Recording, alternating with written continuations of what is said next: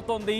కూటమి ప్రభుత్వం వచ్చాక ఇదే తొలిసారి స్వయంగా లబ్ధిదారుడి ఇంటికి వెళ్లి పెన్షన్ అందించబోతున్నారు ఆంధ్రప్రదేశ్ ముఖ్యమంత్రి చంద్రబాబు. తాడేపల్లిగూడెం పెనుమాకలో పెన్షన్ లబ్ధిదారుల ఇంటికి వెళ్లబోతున్నారు చంద్రబాబు.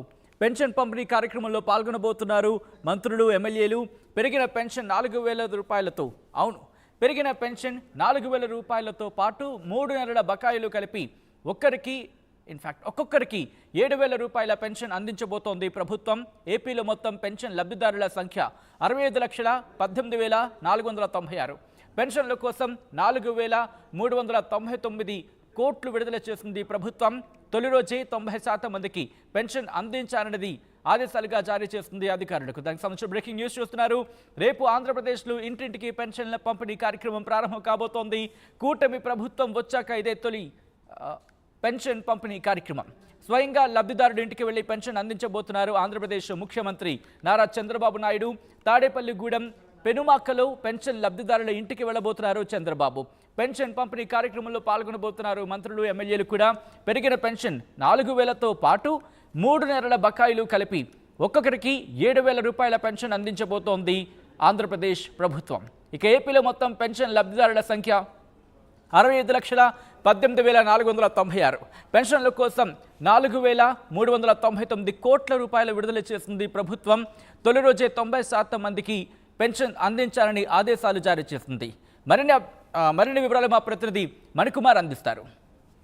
పెన్షన్ల పంపిణీ కార్యక్రమం జూలై 1వ తేదీ ఉదయం 6 గంటల నుంచి జరుగుతుంది. నేపథ్యంలో రేపు ఉదయం జరగబోయే పెన్షన్ కార్యక్రమంలో ఈసారి ప్రధానంగా స్వయంగా ముఖ్యమంత్రి చంద్రబాబు నాయుడే స్వయంగా లబ్ధిదారుల వద్దకు వెళ్ళి పెన్షన్ అందించే కార్యక్రమం చేపడుతున్నారు. మంగళగిరిలో ఉన్నటువంటి పెనుమక గ్రామంలో ఈ కార్యక్రమం ప్రారంభమవుతుంది. దీంతో రాష్ట్ర వ్యాప్తంగా కూడా పెన్షన్ల పంపిణీ కార్యక్రమం ప్రారంభమవుతుంది. అయితే చంద్రబాబు మొట్టమొదటగా ఎవరికి పెన్షన్ అందిస్తారు, ఆయన చేతుల స్వహస్తాలతో అందుకోబోయే పెన్షన్ అందుకోబోయే మొదటి వ్యక్తి ఎవరు అనే దాని మీద ఇప్పుడు రాష్ట్ర వ్యాప్తంగా కూడా చర్చ జరుగుతుంది. ప్రస్తుతం మనం మంగళగిరిలో పెనుమాక గ్రామంలో ఉన్నాము. ఇక్కడ మనం ప్రస్తుతం ఎవరైతే లబ్ధిదారులు మొట్టమొదటిగా ముఖ్యమంత్రి చంద్రబాబు చేతుల మీదుగా పెన్షన్ అందుకుంటారో ఆ ఏరియా ఇంటి వద్ద ఉన్నాము. మనం చూస్తున్నాం విజువల్స్లో ఏదైతే పాక కనిపిస్తుందో ఇక్కడ ఈ ఇంటికి సంబంధించిన లబ్ధిదారులే ఫస్ట్ రాష్ట్ర వ్యాప్తంగా కూడా మొట్టమొదటిగా అయితే ఈ పెన్షన్ల కార్యక్రమం ఇక్కడి నుంచే స్టార్ట్ అవుతుంది. ఈ పాక దగ్గర నుంచే రాష్ట్ర వ్యాప్తంగా కూడా పెన్షన్ల పంపిణీ కార్యక్రమం జరుగుతుంది. ఈసారి ఎన్నికలకు ముందు చంద్రబాబు ఇచ్చిన హామీ ప్రకారం మొదటి ఏదైతే ఏప్రిల్, మే, జూన్ నెలలకు సంబంధించిన బకాయిలతో పాటు పెన్షన్తో మొత్తంగా 7,000 రూపాయల పెన్షన్ అందుకోబోతున్నారు. ప్రస్తుతం మనం ఇంటి వద్ద ఉన్నాము. ఇక్కడి నుంచే చంద్రబాబు పెన్షన్లు అందించే కార్యక్రమం ప్రారంభిస్తున్నారు. ఇక్కడి నుంచే రాష్ట్ర వ్యాప్తంగా కూడా పెన్షన్ల పంపిణీ కార్యక్రమం ప్రారంభమవుతుంది. మనం ప్రస్తుతం ఎవరైతే లబ్ధిదారులు ఉన్నారో మొట్టమొదటిగా పెన్షన్ అందుకోబోయే లబ్ధిదారులు వాళ్ళ ఇంటి వద్ద ఉన్నాం. వాళ్ళతో ఒకసారి మాట్లాడే ప్రయత్నం చేద్దాం. సార్ నమస్తే అండి, ఏం పేరు మీ పేరు? బాణావత్తు బావులు ఉన్నాయి. మొట్టమొదటిగా రాష్ట్ర వ్యాప్తంగా మొట్టమొదటిగా మీరే పెన్షన్ అందుకుపోతున్నారని సమాచారం వచ్చింది. ఎట్లా ఫీల్ అవుతున్నారు? ముఖ్యమంత్రి దేవుడు వచ్చినట్టు అనుకుంటున్నాయా, ఒక దేవుడు వచ్చినట్టు వస్తున్నాడని మహా మొక్కుతున్నామండి. ఒక దేవుడు వస్తున్నాడని. ఏప్రిల్, మే, జూను ఆ 3 నెలలకు సంబంధించిన బకాయిలతో పాటు పెన్షన్ కూడా పెంచారు. మీకు ఇప్పుడు 7,000 రూపాయలు అందుకోబోతున్నారు. ఎట్లా ఫీల్ అవుతున్నారు?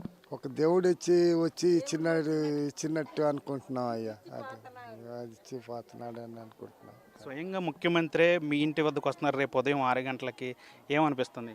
ఒక దేవుడు వచ్చి బాగా ఆనందంతో ఒక దేవుడు వచ్చి ఇచ్చి వెళ్ళిపోతున్నాడని ఒక ఆనందంతో ఇంట్లో కూర్చోబెట్టి తీసుకుందామని, ఒక దేవుడు మొక్కుందామని అనుకుంటున్నాం అయ్యా.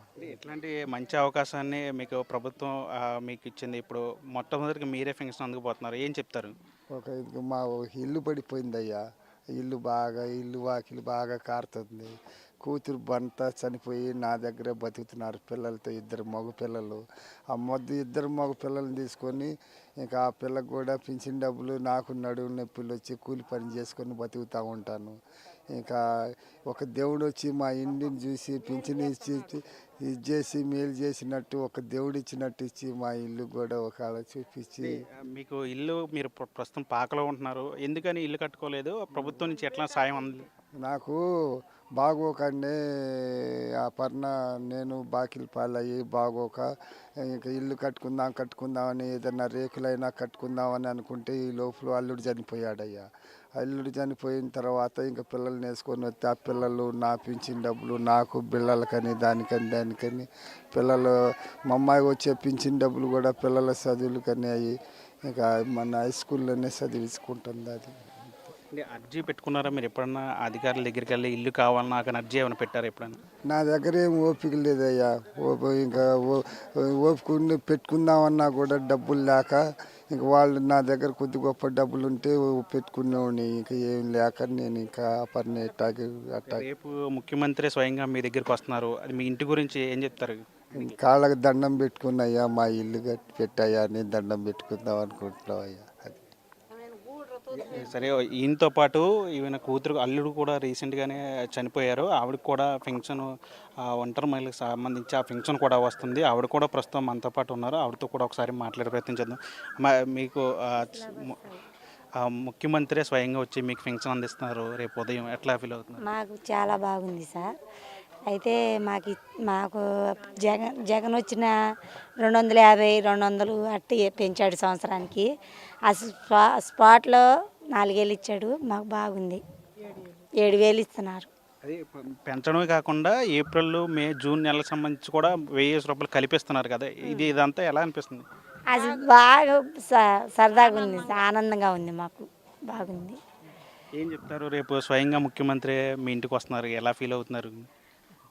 ఎలాగంటే ఇంకా మాకు దేవుడు వచ్చినట్టే ఉంది సార్. మాకు ఇల్లు కట్టించారనుకో సార్, దేవుళ్ళలాగా ఇల్లు కట్టుకుంటాం, దాన్ని దండం పెట్టుకుంటాం. అది సార్, బతికినంత కాలం ఇంకా ఉంటుంది.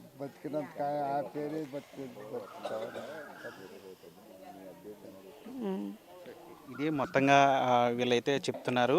మొట్టమొదటిసారి రాష్ట్ర